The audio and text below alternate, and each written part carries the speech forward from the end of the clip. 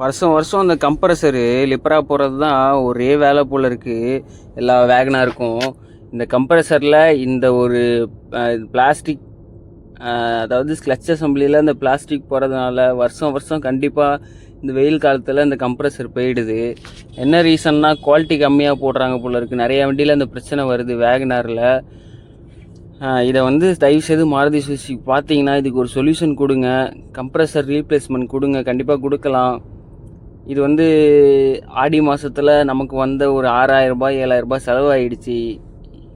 இப்போ பார்த்தீங்கன்னா வண்டி வாங்கி ஒரு வருஷத்தில் வந்து எனக்கு இது ஃபஸ்ட்டு வந்து கம்ப்ரஸர் போனப்போ, நான் ஷோரூம் போனப்போ 15000 ரூபாய் கண்டிப்பாக ரீப்ளேஸ்மெண்ட் பண்ணி அந்த கம்ப்ரஸர் ரீப்ளேஸ்மெண்ட் பண்ணி ஆகணுன்னாங்க. நான் வெளியில் கொடுத்து அப்போயே வந்து இதே மாதிரி தான் பண்ணேன். திரும்பி இப்போ வந்து கம்ப்ரஸரே போகலனாலும் உங்கள் கம்ப்ரஸர் சேஞ்ச் பண்ணுறது தான் சஜஷன் பண்ணுறாங்க. எதுக்கு மாருதி சுசுகி சர்வீஸில் இப்படி பண்ணுறீங்க? இப்போ வண்டி டீ போர்டு வண்டி ஓட்டுறவங்க எப்படி இதெல்லாம் வந்து அஃபர்டபுளாக இருக்கும் நினச்சி பார்த்துட்டு இதெல்லாம் வந்து சொல்யூஷன் கொடுங்க. மாதம் மாதம் இதே ஒரு தொல்லையாக இருக்குது. ஏதாவது ஒரு பிரச்சனை வந்துடுது. வண்டி 1.5 லட்சம் கிலோமீட்டர் ஓடினது தான் போடுன்னு வச்சுக்கிட்டு ஃபஸ்ட்டு 1 இயரில் வந்துச்சு, இப்போ 2வது இயரில் வந்துச்சு. இப்போ அடுத்த வருஷம் இனிமேல் வந்து தயார் பண்ணி வச்சுக்கணும். அடுத்த வருஷம் கண்டிப்பாக இந்த வெயில் காலத்தில் இது எரிஞ்சு போயிடும்பா இந்த பிளாஸ்டிக்கு அப்படின்னு கரெக்டாக இருந்துட்டு நம்ம காசு ரெடி பண்ணி வச்சுக்கணும் கண்டிப்பாக. இல்லைனா இதே மாதிரி தான், வேறு வேலை இல்லை.